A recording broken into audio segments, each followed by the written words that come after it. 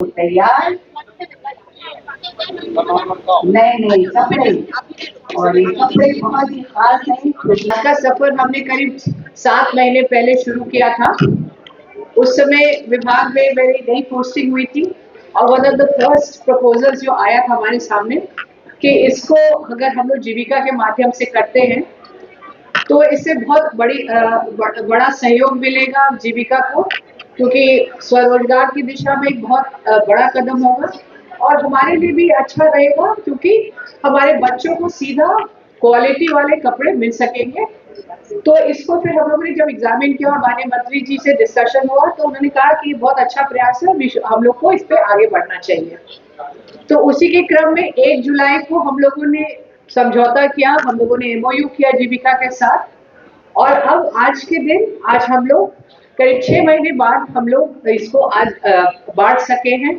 और मुझे लगता है कि बहुत जीविका को बहुत बहुत धन्यवाद देना चाहेंगे कि ये काम उन्होंने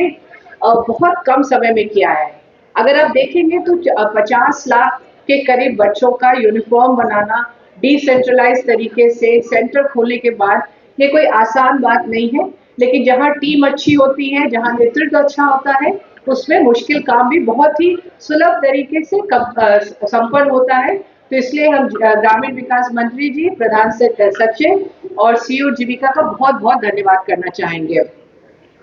और आज का ये इम्पोर्टेंट दिन इसलिए भी है क्योंकि हम लोग पहला सेट आज दे दिए हैं और जैसा कि सीईओ साहब ने बताया अगला सेट ये हम लोग इस वित्तीय वर्ष का मार्च तक बांट देंगे और उसके बाद अगले की तैयारी शुरू कर देंगे। और ये पहला था, मतलब इस तरह से मुझे लगता है बड़ी बड़ी कंपनीज भी टाइमलाइंस पे डिफॉल्ट करती है, लेकिन हमारी जीविका के दीदियों ने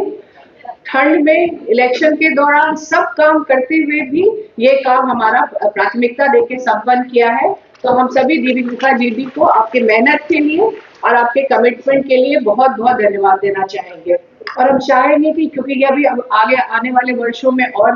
आप लोग करेंगी तो इसको और आप लोग तेजी लाएंगे, समय पे दे देंगी और यही मेरा आपसे उम्मीद है और जिसपे आप लोग मुझे उम्मीद है कि आप लोग खड़े उतरेंगे। आईसीडीएस में हम लोग करीब 1 करोड़ से ऊपर लाभार्थियों को हम लोग देते हैं, जिसमें करीब 50 लाख बच्चे होते हैं, फिर गर्भवती महिलाएं होती हैं, धात्री महिलाएं होती हैं, एडोलेसेंट गर्ल्स होती हैं। तो ये बहुत बड़ा समूह है हमारे पास जिसको हम लोग सुविधा देते हैं ताकि वो उनका न्यूट्रिशन ठीक रहे, प्री स्कूल एजुकेशन ठीक रहे और उसके बाद इनकी जो एक डिसिप्लिन हम लोग लाते हैं बच्चों में, उनकी पढ़ाई में उनको शिक्षा देते हैं, महिलाओं को वैक्सीनेशन करते हैं। तो ये एक जो हमारा आंगनबाड़ी केंद्र है वो कई कई योजनाओं को एक साथ करता है, एक सम्मिलित करता है, वो स्वास्थ्य के साथ करता है, ग्रामीण विकास के साथ करता है हमारा। और एक ये महिलाओं को सशक्त करने का भी केंद्र बन रहा है। वहाँ पे हम लोग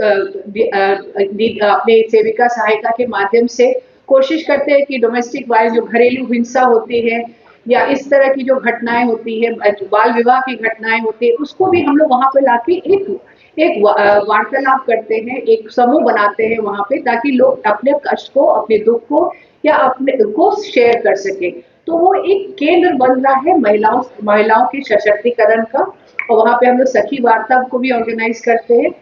तो ये जो आंगनबाड़ी केंद्र सिर्फ एक समाज के लिए एक आधार है, बच्चों को सशक्त करने का, महिलाओं को सशक्त करने का, किशोरियों को सशक्त करने को। और हमारा विभाग का यही प्रयास है कि आने वाले दिन में जितनी भी सुविधाएं आंगनबाड़ी से दी जाती है उसको और हम लोग स्ट्रीमलाइन कर सके, उसको हम लोग ठीक से उसका मॉनिटरिंग कर सके और जितना भी आधुनिक तकनीक ला सकते हैं वो कर सके। विभाग हमारा सतत प्रयासरत है ही। आपको पता है कि इलेक्शंस के पहले हम लोगों